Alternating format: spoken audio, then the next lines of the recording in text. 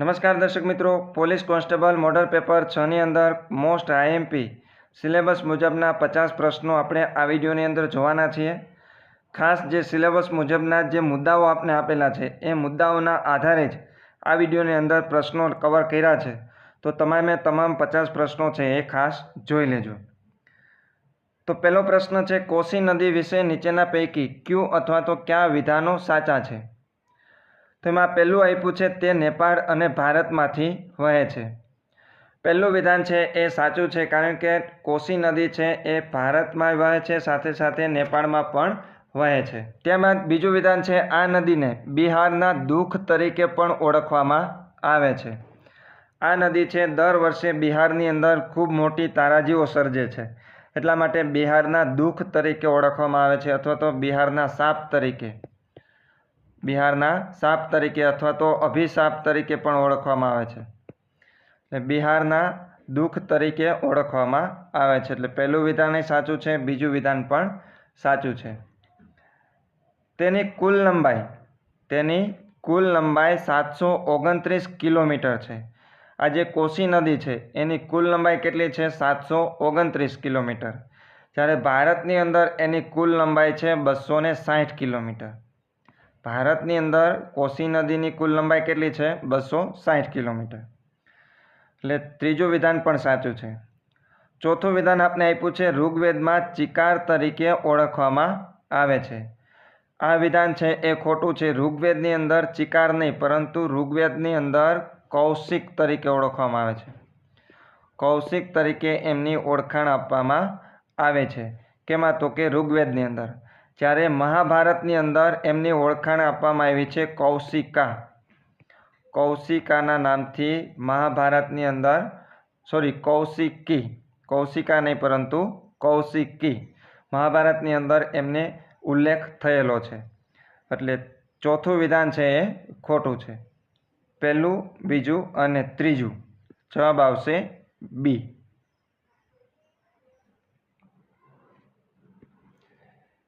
ત્યારબાદ રાણી અહલ્યાબાઈ નીચેના પૈકી કયા વંશના શાસક હતા? રાણી અહલ્યાબાઈ કે જેમને 1996ની અંદર ભારતીય ટપાલ વિભાગ દ્વારા ટપાલ ટિકિટની અંદર એમને સ્થાન આપવામાં આવ્યું હતું. ક્યારે? તો કે 1996ની અંદર. અને રાણી અહલ્યાબાઈ એ હોલકર વંશના શાસક હતા. એટલે જવાબ છે બી, હોલકર. ખોરાકના ઘટકોનું પાચન કરતા રસાયણોને શું કહેવાય? ખોરાકના ઘટકોનું પાચન કરતા રસાયણોને ઉત્સેચક કહેવાય. જવાબ છે સી. ત્યારબાદનો પ્રશ્ન છે, એલેક્ઝાન્ડર અને પોરસ વચ્ચેની લડાઈ કઈ નદીના કિનારે થઈ હતી? એલેક્ઝાન્ડર અને પોરસ વચ્ચેની જે લડાઈ છે એ થઈ હતી ઝેલમ નદીના કાંઠે. કઈ નદીના કાંઠે? ઝેલમ નદીના કાંઠે. આ જે ઝેલમ નદી છે એ જમ્મુ અને કાશ્મીરમાંથી થઈ અને પાકિસ્તાનમાં વહે છે. ક્યાં વહે છે? ભારતના જમ્મુ કાશ્મીરમાંથી થઈ પાકિસ્તાનમાં છે એ વહે છે. અને તેમની કુલ લંબાઈ છે 725 કિલોમીટર. ઝેલમ નદીની લંબાઈ છે લગભગ 725 કિલોમીટર છે.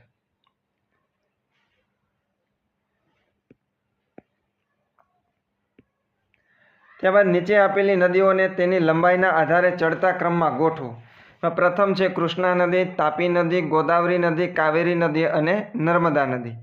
ચડતા ક્રમમાં ગોઠવવાનું કીધું છે, એટલે સૌથી ઓછી લંબાઈ હોય એમને પહેલું સ્થાન અને સૌથી વધારે લંબાઈ હોય એમને છેલ્લું સ્થાન આપવાનું છે. ચડતા ક્રમમાં છે આપણે એને ગોઠવવાની છે. તો સૌપ્રથમ આપ્યું છે કૃષ્ણા નદી. તો કૃષ્ણા નદી છે એમની લંબાઈ છે 1400 કિલોમીટર. કૃષ્ણા નદીની લંબાઈ કેટલી છે? 1400 કિલોમીટર. ત્યારબાદ તાપી નદી. તાપી નદીની લંબાઈ છે 724 કિલોમીટર. ગોદાવરી નદી જે સૌથી વધારે લંબાઈ ધરાવે છે 1465 કિલોમીટર. 1465 કિલોમીટર. ત્યારબાદ કાવેરી. કાવેરી નદી છે એમની લંબાઈ છે 764 કિલોમીટર. 764. અને નર્મદા નદી છે એ નર્મદા નદીની લંબાઈ છે 1312 કિલોમીટર. હવે ચડતા ક્રમમાં ગોઠવીએ તો સૌ પ્રથમ આવશે તાપી નદી. કઈ નદી આવશે? તાપી, એટલે 2 નંબર આવશે. ત્યારબાદ કાવેરી, જેની લંબાઈ છે 764 કિલોમીટર, એટલે નંબર 4. ત્યારબાદ આવશે 1312 કિલોમીટર નર્મદા નદી, 5 નંબર. ત્યારબાદ 1400 કિલોમીટર કૃષ્ણા નદી અને છેલ્લે આવશે ગોદાવરી નદી કે જેમની લંબાઈ છે 1465 કિલોમીટર, એટલે આવશે 2, 4, 5, 1, 3. ઓપ્શન આપેલું છે એ.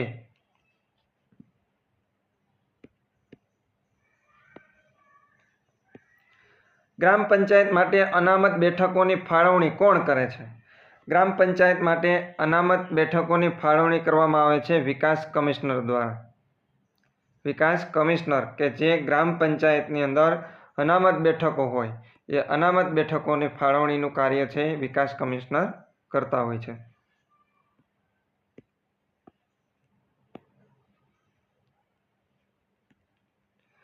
ભારતની કુલ ઘરેલું એટલે કે ગ્રોસ ડોમેસ્ટિક પ્રોડક્ટ, જેને આપણે જીડીપી તરીકે ઓળખીએ છીએ, ગ્રોસ ડોમેસ્ટિક પ્રોડક્ટની ગણતરી કરવા માટે કઈ સંસ્થા જવાબદાર છે? ભારતની કુલ ઘરેલું ગ્રોસ ડોમેસ્ટિક પ્રોડક્ટની ગણતરી કરવા માટે કઈ સંસ્થા જવાબદાર છે અથવા તો કઈ સંસ્થા કાર્ય કરે છે? જવાબ છે સી, રાષ્ટ્રીય આંકડાકીય કચેરી. રાષ્ટ્રીય આંકડાકીય કચેરી છે એ જીડીપીની ગણતરી કરતી હોય છે.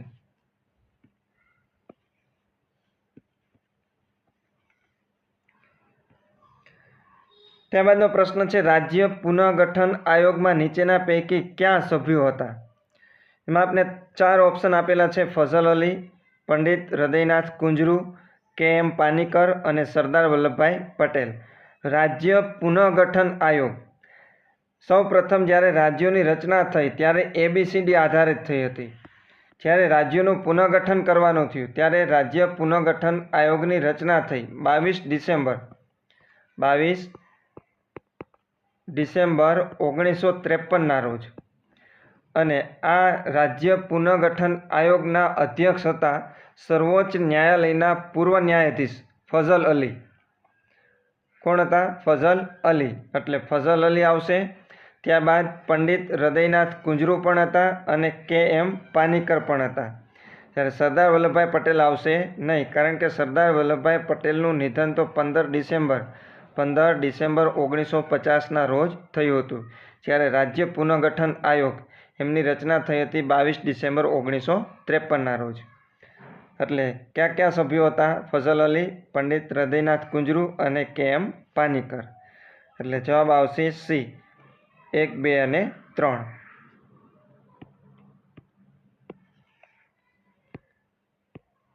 ત્યારબાદ વિટામિન સીનું રાસાયણિક નામ શું છે?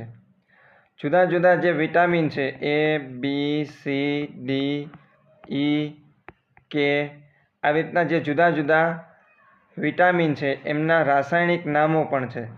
એ તમામ વિટામિન્સના રાસાયણિક નામ આપણે આવતા વિડીયોની અંદર એક જોડકા સ્વરૂપે અથવા તો વિધાનવાળા વાક્ય સ્વરૂપે આપણે લઈ લેશું. પરંતુ વિટામિન સી છે એમનું રાસાયણિક નામ શું છે? વિટામિન સીનું જે રાસાયણિક નામ છે એ છે એસ્કોર્બિક એસિડ. જવાબ આવશે બી, એસ્કોર્બિક એસિડ. ત્યારબાદ નીચે આપેલ વિધાનો પૈકી કયા વિધાનો યોગ્ય છે? સાચો વિધાનો છે આપણે જોવાના છે. એમાં પહેલું છે દ્વીપકલ્પની નદીઓ માટે પશ્ચિમ ઘાટ જળ વિભાજક બને છે. જે પશ્ચિમ ઘાટ છે, આ જે પશ્ચિમ ઘાટ છે એ કયા કયા રાજ્યોમાં આવે? તો કે મહારાષ્ટ્ર, ગોવા, કર્ણાટક, તમિલનાડુ અને કેરળ. આ જે પશ્ચિમ ઘાટ છે એ દ્વીપકલ્પની નદીઓ માટે જળ વિભાજકનું કામ કરે છે. એટલે કે અડધું પાણી છે આ તરફ વહે છે, એટલે અડધી નદી આ તરફ વહે છે અને અડધી નદી છે બીજી તરફ વહે છે. એટલે જળ વિભાજકનું એ કામ કરે છે. એટલે પહેલું વિધાન છે એ સાચું છે. ત્યારબાદ બીજું છે દ્વીપકલ્પની નદીઓની લંબાઈ ઓછી. દ્વીપકલ્પની જે નદીઓ છે એની લંબાઈ કેવી છે? ઓછી છે. અને આ નદીઓ કેવી છે? છીછરી છે. એટલે એ પણ વિધાન સાચું છે. એટલે જવાબ આવશે આપેલ બંને. બીજી વાત કરીએ, જે પશ્ચિમ ઘાટ છે, પશ્ચિમ ઘાટનું સૌથી ઊંચું શિખર એ છે અનામુડી. કયું છે? અનામુડી. અને ક્યાં આવેલું છે? કેરળની અંદર.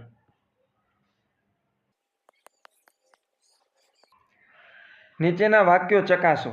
એમાં પહેલું છે, ગુજરાતમાં સોલંકી વંશની સ્થાપના મૂળરાજ સોલંકીએ કરેલ હતી અને તેની રાજધાની અણહિલપુર પાટણ એટલે કે હાલનું જે પાટણ છે એ હતું.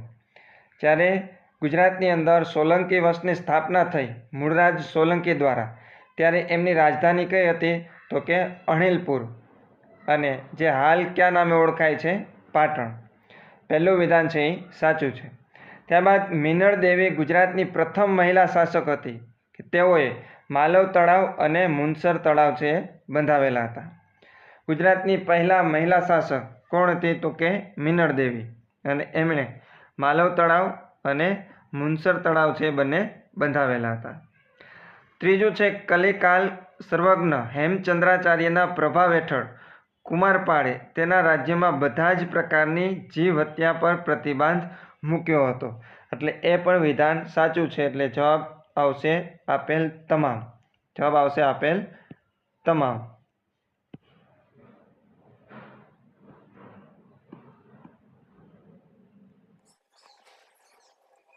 ત્યારબાદનો પ્રશ્ન છે, મહારાજા ધીરાજનું સર્વોપરી બિરુદ ધારણ કરનાર નીચેનામાંથી કોણ હતા? મહારાજા ધીરાજનું બિરુદ ધારણ કરનાર એ હતા વિસલદેવ વાઘેલા. વાઘેલા વંશના રાજા વિસલદેવ.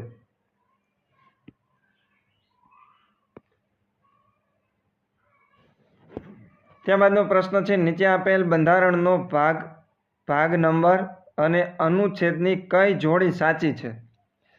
આપને ભાગ નંબર અને અનુચ્છેદની જોડી આપેલી છે. એમાં કઈ જોડી સાચી છે? એમાં પહેલું છે ભાગ 3 મૂળભૂત અધિકારો અનુચ્છેદ નંબર 12 થી 35. ભાગ 3 ની અંદર શું આપેલું છે? તો કે મૂળભૂત અધિકારો, અને અનુચ્છેદ નંબર 12 થી 35. તો એ જોડી સાચી છે. ત્યારબાદ બીજું આપેલું છે ભાગ 11 કેન્દ્ર અને રાજ્યો વચ્ચેનો સંબંધ.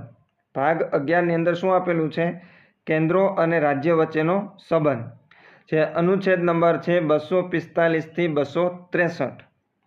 તો એ જોડી પણ સાચી છે. ત્યારબાદ ભાગ 18 કટોકટીની જોગવાઈઓ. ભાગ 18 કોના માટે છે?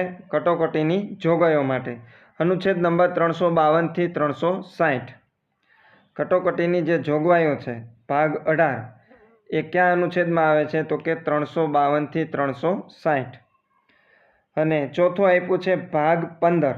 ભાગ 15 કેન્દ્ર તથા રાજ્યો હસ્તક સેવાઓ. તો આ વિધાન છે અથવા તો આ જોડકું છે એ ખોટું છે, કારણ કે ભાગ 15 એ આવે છે ચૂંટણી બાબતે. ભાગ 15 કઈ બાબતે આવે છે? ચૂંટણી બાબતે. કેન્દ્ર તથા રાજ્યો હસ્તકની જે સેવાઓ છે એ આવે છે ભાગ 14 ની અંદર. ભાગ 14 ની અંદર કેન્દ્ર તથા રાજ્ય હસ્તકની સેવાઓ આવે છે. અનુચ્છેદ નંબર 308 થી 323. અનુચ્છેદ નંબર 308 થી 323 ભાગ નંબર 14 કેન્દ્ર તથા રાજ્યો હસ્તકની સેવાઓ. એટલે પહેલું, બીજું અને ત્રીજું. જવાબ આવશે સી. જ્યારે ભાગ નંબર 15 છે કોના માટે છે? ચૂંટણી માટે છે. કેન્દ્ર તથા રાજ્યો હસ્તકની સેવાઓ અનુચ્છેદ નંબર 308 થી 323 ભાગ નંબર 14 આવશે.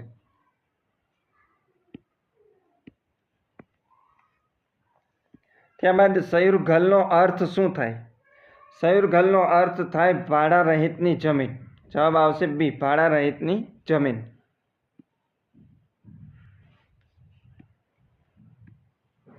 ત્યારબાદનો પ્રશ્ન છે, પરંપરાગત સંસ્કૃતિનું રક્ષણ કરનાર આદિવાસી જાતિઓને બંધારણમાં ક્યાં સામેલ કરવામાં આવ્યા છે? જે પરંપરાગત સંસ્કૃતિ છે આપણી, એનું રક્ષણ કરનાર જે આદિવાસી જાતિ છે એ આદિવાસી જાતિને બંધારણમાં ક્યાં સામેલ કરવામાં આવ્યા છે? એમાં ઓપ્શન છે અનુસૂચિમાં, આમુખમાં, અનુચ્છેદમાં કે મૂળભૂત હકોમાં. તો આવશે અનુસૂચિની અંદર. એ આદિવાસીઓને અનુસૂચિની અંદર સામેલ કરવામાં આવ્યા છે. ત્યારબાદ સંશ્લેષિત રેસાઓમાંથી બનેલા કપડાં ક્યારે ન પહેરવા જોઈએ. સંશ્લેષિત એટલે કે કૃત્રિમ અને કુદરતી રેસા અને પ્લાસ્ટિકને લગતો મુદ્દો પણ આપણે આ સિલેબસની અંદર છે, તો ખાસ આ પ્રશ્નો જોઈ લેજો. સંશ્લેષિત રેસાઓમાંથી બનેલા કપડાં ક્યારે ન પહેરવા જોઈએ, તો એ આવશે રસોઈ બનાવતી વખતે. જવાબ છે એ, રસોઈ બનાવતી વખતે.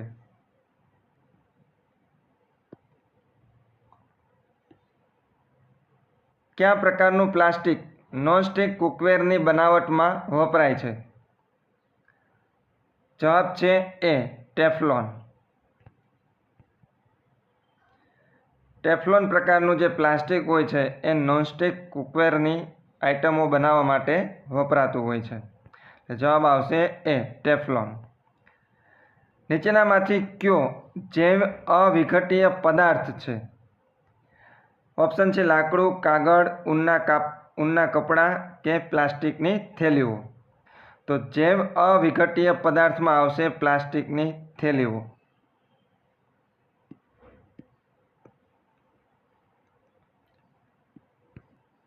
ઈસવીસન પૂર્વે 7મી કે 6ઠી સદીમાં ઉત્તર ભારતમાં કેટલા મહાજન પદો હતા. કુલ મહાજન પદો હતા 16. કેટલા હતા? 16. એમાં અંગ, મગધ, કાશી, વત્સ, વજી, કૌશલ એવા કુલ 16 મહાજન પદો હતા.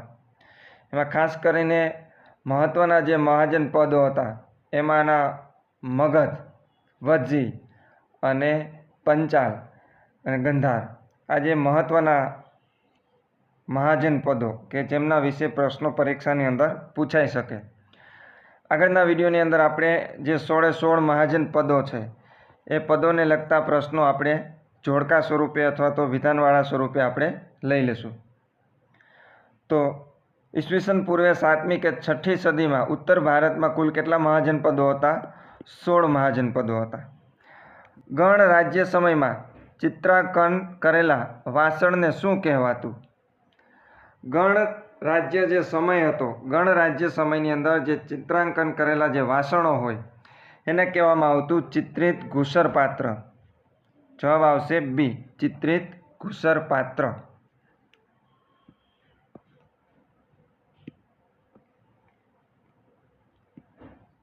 આદિવાસીઓની જીવનશૈલીની આગવી ઓળખ ક્યાં જોવા મળતી નથી? પ્રશ્ન ખાસ સમજો. આદિવાસીઓની જીવનશૈલીની આગવી ઓળખ ક્યાં જોવા મળતી નથી? એમાં ઓપ્શન છે વિવિધ ઉત્સવોમાં, રૂઢિ અને પરંપરાઓમાં, પહેરવેશમાં અને આધુનિક શહેરી જીવનમાં. તો આદિવાસીઓની જીવનશૈલીની જે આગવી ઓળખ છે એ વિવિધ ઉત્સવોમાં જોવા મળે છે.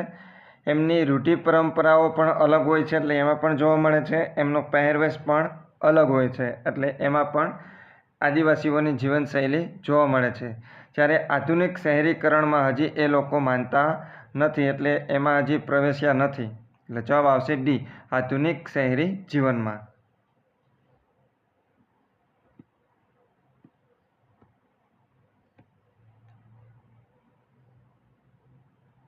બાવીસમો પ્રશ્ન છે બનાસ નદી વિશે નીચેના પૈકી કયા વિધાનો સાચા છે? બનાસ નદી વિશે આપને કુલ 4 વિધાનો આપેલા છે. એમાં પહેલું છે બનાસ નદી રાજસ્થાનના સિહોરી જિલ્લાના સિરણવાના ડુંગરમાંથી ઉદ્ભવી કચ્છના નાના રણમાં ભળી જાય છે. પહેલું વિધાન છે એ સાચું છે. બનાસ નદી ક્યાંથી નીકળે છે? તો કે રાજસ્થાનના સિહોરી જિલ્લામાં અને એ કચ્છના નાના રણમાં ભળી જાય છે. બીજું છે બનાસ નદી ઉત્તર ગુજરાતની સૌથી લાંબી નદી તથા કુંવારિકા નદી છે. બનાસ નદી છે ઉત્તર ગુજરાતની સૌથી લાંબી નદી છે અને કેવી છે? કુંવારિકા છે. એટલે કે એ કચ્છના નાના રણમાં ભળી જાય છે, એ દરિયામાં ભળતી નથી. એટલા માટે એમને કુંવારિકા તરીકે ગણવામાં આવે છે. ત્રીજું છે બનાસકાંઠા, કચ્છ અને પાટણ જિલ્લામાંથી આ નદી વહે છે. બનાસકાંઠા, કચ્છ અને પાટણ જિલ્લામાંથી આ બનાસ નદી વહે છે. એટલે એ પણ વિધાન સાચું છે. ચોથું વિધાન આપને આપેલું છે બાલારામ બનાસ નદીની સહાયક નદી છે. બાલારામ છે એ બનાસ નદીની સહાયક નદી છે, તો એ પણ સાચું છે. એટલે જવાબ આવશે આપેલ તમામ. જવાબ આવશે આપેલ તમામ. ઓપ્શન છે સી 1, 2, 3 અને 4.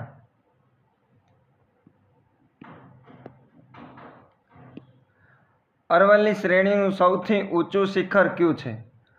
અરવલ્લી શ્રેણીનું સૌથી ઊંચું શિખર. જવાબ છે સી ગુરુ શિખર. તેમજ ગુજરાતના નીચેના પૈકી કયા સુલતાને માળવા જીત્યું હતું? ગુજરાતના નીચેના પૈકી કયા સુલતાને માળવા જીત્યું હતું? જવાબ છે સી બહાદુર શાહ. બહાદુર શાહે માળવા ઉપર વિજય મેળવ્યો હતો, એટલે આવશે સી બહાદુર શાહ.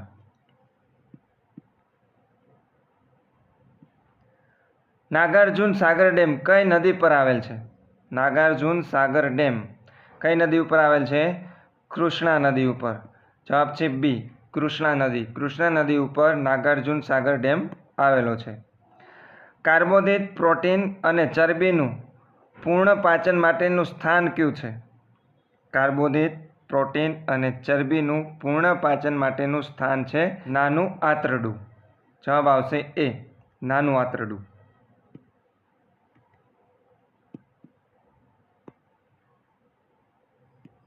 ત્યારબાદ કાજીરંગા રાષ્ટ્રીય ઉદ્યાન કયા રાજ્યમાં આવેલું છે?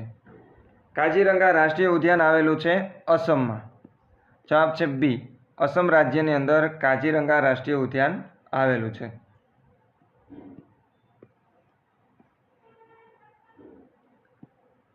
સજીવોમાં કોષોના સમૂહ ચોક્કસ પ્રકારના કાર્ય કરવા માટે એકઠા થાય છે, તેને શું કહે છે? સજીવોમાં કોષોના સમૂહ ચોક્કસ પ્રકારના કાર્ય કરવા માટે એકઠા થાય છે, તેને શું કહેવામાં આવે છે? તો એમને કહેવામાં આવે છે પેશી. શું કહેવામાં આવે છે? પેશી.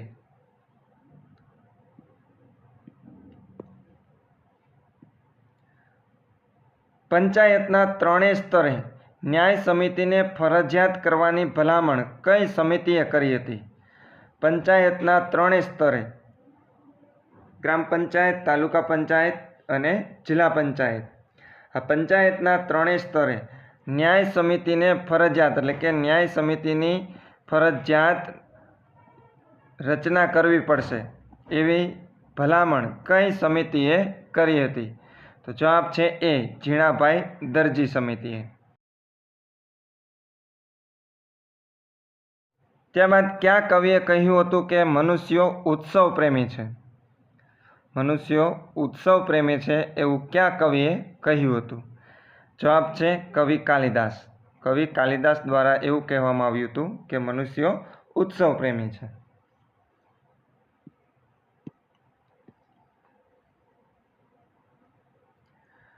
ત્યારબાદ રિઝનિંગને લગતો પ્રશ્ન છે એ, બી અને સી અનુક્રમે એક કામ 24, 6 અને 12 દિવસમાં પૂરું કરે છે, તો ત્રણેય સાથે મળીને આ કામ કેટલા દિવસમાં પૂરું કરશે? કામ અને સમયને લગતો પ્રશ્ન છે એ, બી અને સી ત્રણેય 24, 6 અને 12 દિવસમાં આ કામ પૂરું કરે છે. તો આપણે દર વખતે જેવી રીતના સોલ્યુશન કરીએ છીએ ત્રિકોણ સ્વરૂપે, આ ત્રણેયનું આપણે લસા લેશું. 24, 6 અને 12 ત્રણેયનો લસા આવશે 24. એટલે એનો મતલબ એમ થાય આપણે કુલ કેટલું કામ કરવાનું છે? 24 કામ કરવાના છે. એ 24, બી 6 અને સી 12 દિવસમાં પૂરું કરે છે, તો ત્રણેય સાથે મળીને કેટલા દિવસમાં કામ પૂરું કરશે? એટલે આપણે 24, 6 અને 12નો લસા લીધો એટલે 24 એકા 24. 24ને કેટલા વડે ગુણશું તો 24 આવશે? તો 1 વડે. ત્યારબાદ 6ને કેટલા વડે ગુણશું? તો કે 6 ચોક 24 અને 12ને 2 વડે. એટલે 1 + 4 + 2 એટલે આવશે 7. કુલ કેટલું કામ કરવાનું છે? 24. ત્રણેય ભેગા મળીને કામ કરશે તો કેટલું કામ થશે? એક દિવસની અંદર 7 કામ થશે. તો કેટલા દિવસની અંદર પૂરું થશે? એટલે 24/7. જવાબ આવશે બી, 24/7.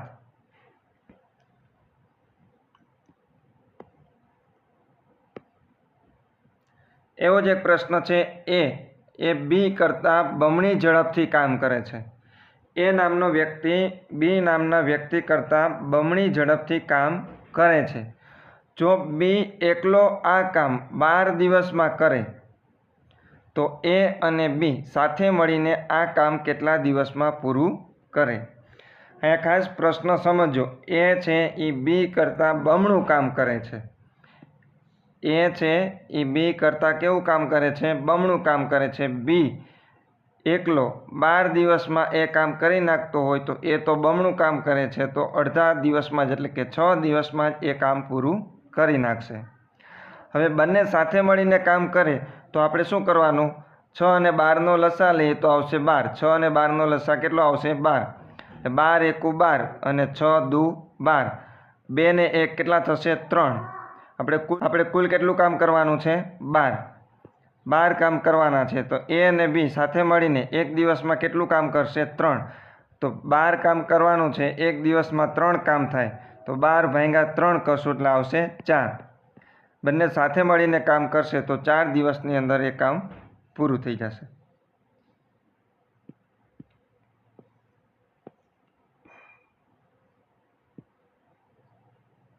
ત્યારબાદ અંતર અને સમયને લગતો પ્રશ્ન છે. તેજસ તેની બાઇકથી 160 કિમી અંતર 2.5 કલાકમાં કાપે છે. તો બાઇકની ઝડપ કેટલી હશે? તેજસ તેની બાઇકથી 160 કિલોમીટર અંતર કેટલી કલાકમાં કાપે છે? તો કે 2.5 કલાકમાં. 2.5 એટલે 2.5 કલાકની અંદર એ કાપે છે. તો બાઇકની ઝડપ કેટલી હશે? તો આનું એક સૂત્ર છે, ખાસ યાદ રાખજો. બાઇકની ઝડપ અથવા તો ઝડપ બરાબર અંતર છેદમાં સમય.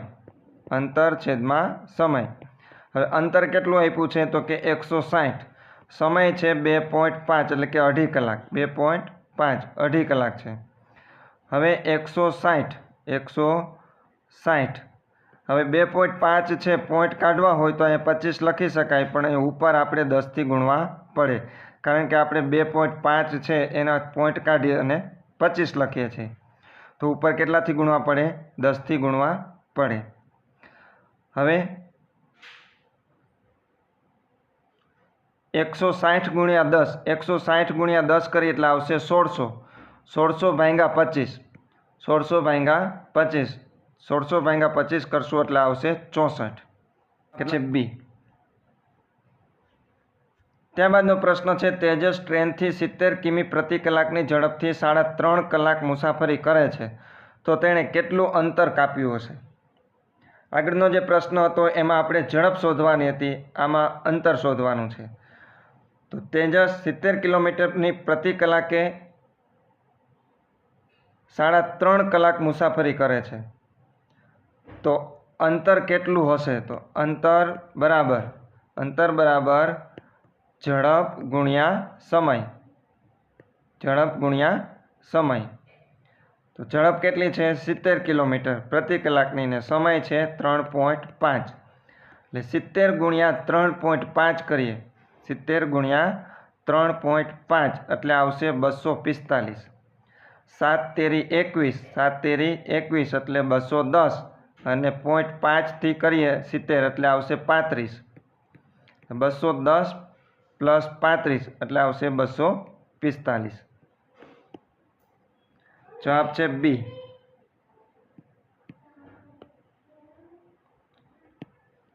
ત્યારબાદનો પ્રશ્ન છે, મહારાજા મલ્હારરાવ ગાયકવાડ દ્વારા બરોડા રાજ્યમાં વહીવટી સુધારાઓ ઘડવા માટે સૌ પ્રથમ ક્યાં પ્રગતિશીલ દિવાનની નિમણૂક કરવામાં આવી હતી? મહારાજા મલ્હારરાવ ગાયકવાડ દ્વારા બરોડા રાજ્યની અંદર વહીવટી સુધારાઓ ઘડવા માટે ક્યાં પ્રગતિશીલ દિવાનની નિમણૂક કરવામાં આવી હતી? એમાં આવશે બી, દાદાભાઈ નવરોજી. જવાબ છે બી, દાદાભાઈ નવરોજી. ત્યારબાદ ગુજરાતનું સૌથી મોટું પુસ્તકાલય કયું છે અને ક્યાં આવેલું છે? ગુજરાતનું સૌથી મોટું પુસ્તકાલય છે સેન્ટ્રલ લાઇબ્રેરી અને ક્યાં આવેલું છે? વડોદરાની અંદર.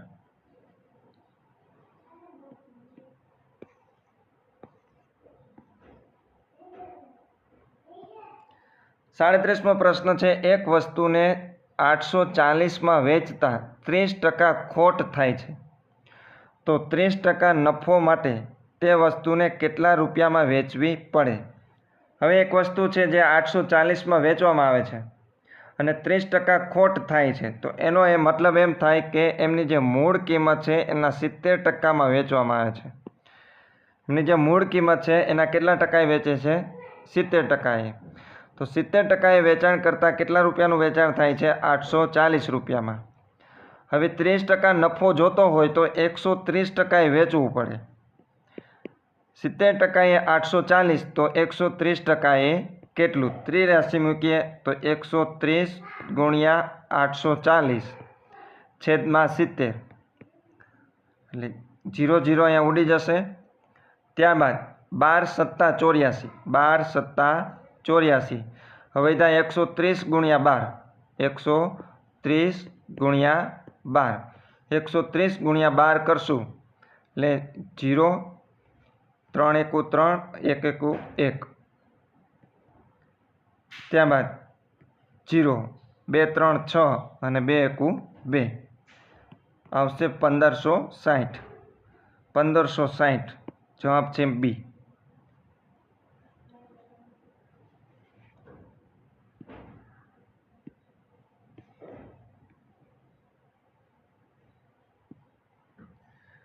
ત્યારબાદ ફૂગની કોષ દિવાલમાં ખાલી જગ્યા નામની જટિલ શર્કરા જોવા મળે છે.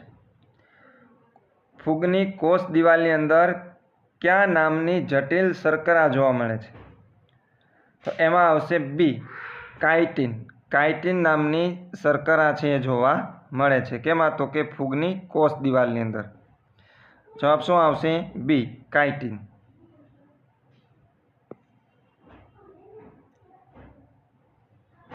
ત્યારબાદનો પ્રશ્ન છે, પંડિત દીનદયાળ પેટ્રોલિયમ યુનિવર્સિટી બાબતે નીચેના વિધાનોની સત્યતા તપાસો.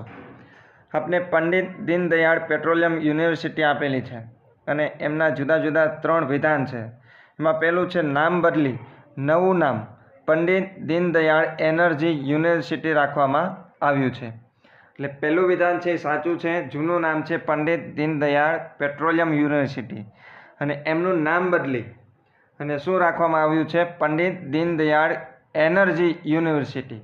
ગાંધીનગર શહેર નજીક જે રાયસણ ગામ આવેલું છે ત્યાં આ યુનિવર્સિટી આવેલી છે. ગાંધીનગર શહેરની જે નજીક રાયસણ ગામ છે ત્યાં પંડિત દીનદયાળ એનર્જી યુનિવર્સિટી આવેલી છે. ત્રીજું છે, તેની સ્થાપના ગુજરાત સ્ટેટ પેટ્રોલિયમ કોર્પોરેશન એટલે કે GSPC દ્વારા કરવામાં આવેલી છે. એટલે ત્રીજું વિધાન પણ સાચું છે. એમની સ્થાપના કોના દ્વારા કરવામાં આવેલી છે? GSPC દ્વારા એટલે કે ગુજરાત સ્ટેટ પેટ્રોલિયમ કોર્પોરેશન દ્વારા. 3 વિધાનો છે એ સાચા છે. એટલે જવાબ આવશે ડી, આપેલ તમામ સાચા છે. 40મો પ્રશ્ન છે, ભારતના દક્ષિણતમ બિંદુને શું નામ આપવામાં આવ્યું છે? ભારતનું દક્ષિણતમ બિંદુ કે જેમને નામ આપવામાં આવ્યું છે ઇન્દિરા પોઈન્ટ.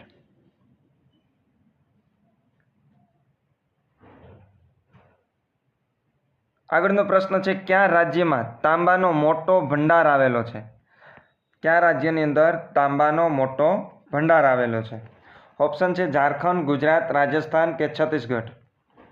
તો તાંબાનો સૌથી મોટો ભંડાર આવેલો છે રાજસ્થાનની અંદર. જવાબ છે સી.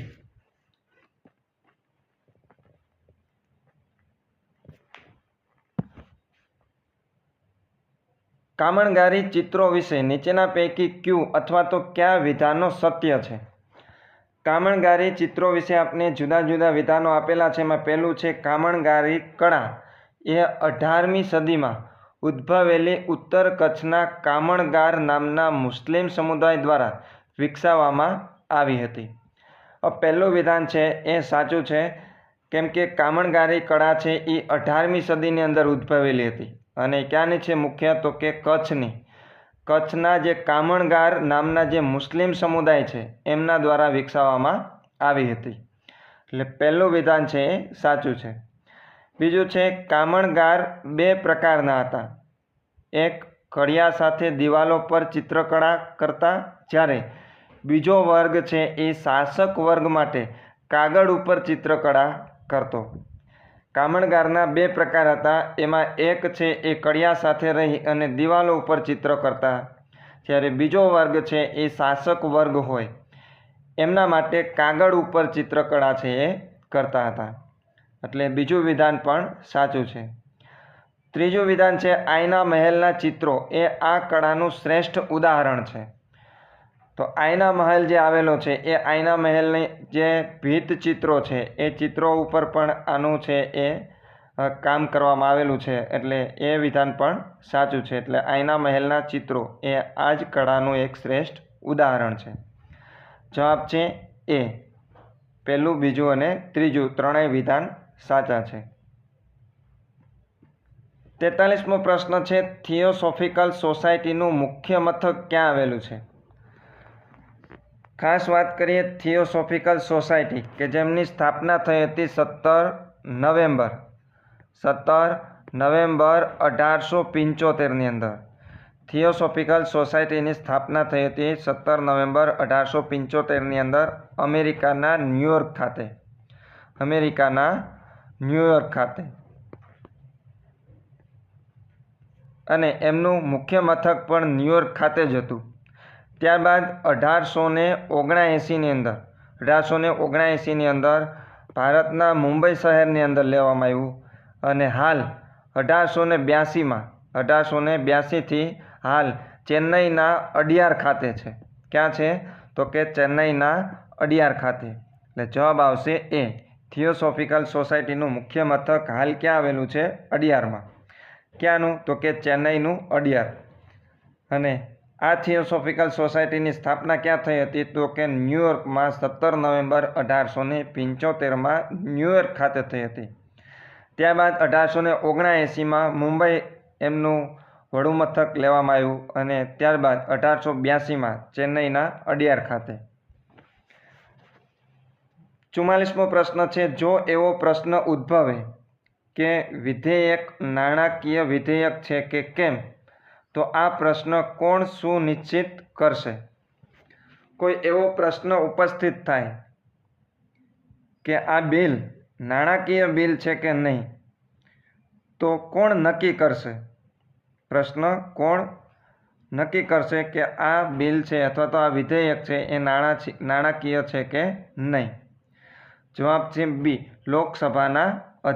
લોકસભાના અધ્યક્ષ છે એ નક્કી કરશે કે આ વિધેયક નાણાકીય વિધેયક છે કે નહીં. 45મો પ્રશ્ન છે ટેથોસ્કોપનો ઉપયોગ જણાવો. તો ટેથોસ્કોપનો ઉપયોગ થશે હૃદયના ધબકારા ગણવા માટે. જવાબ આવશે એ. હૃદયના ધબકારા ગણવા માટે.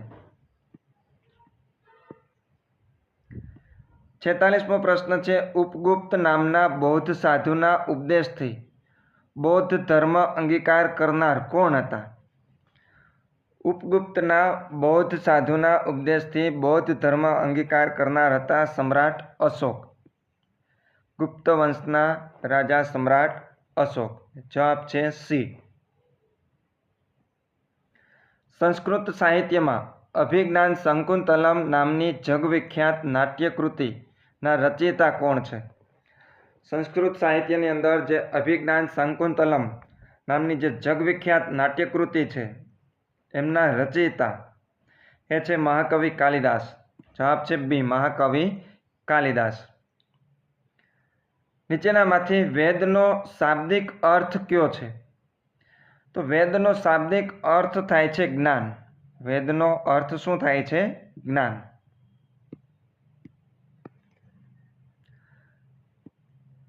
રેગુર નામ શાના માટે વપરાય છે? રેગુર નામ શેના માટે વપરાય છે? આ પ્રશ્ન ઘણી વખત આવેલો છે. ઓપ્શન છે કાળી જમીન, પર્વતીય જમીન, લાલ જમીન કે પડખાઉ જમીન. તો રેગુર નામ શેના માટે વપરાય છે? આનો જવાબ તમે કમેન્ટ બોક્સની અંદર લખજો. કે રેગુર નામ શાના માટે વપરાય છે? છેલ્લો પ્રશ્ન છે, પિત્તરસનો સંગ્રહ કયા અંગમાં થાય છે? પિત્તરસનો સંગ્રહ કયા અંગમાં થાય છે? તો જવાબ છે ડી, પિત્તાશયમાં. પિત્તાશયમાં પિત્તરસનો સંગ્રહ થતો હોય છે.